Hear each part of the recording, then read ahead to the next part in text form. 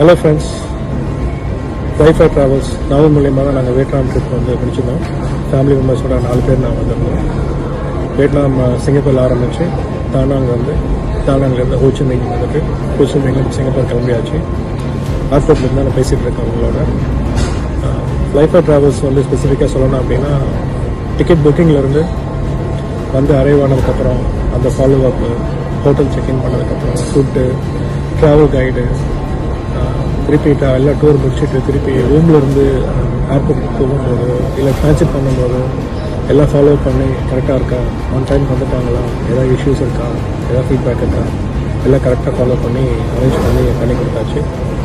So I recommend wifi travels for everyone. I will rate 5-star rating for Hyper Travels.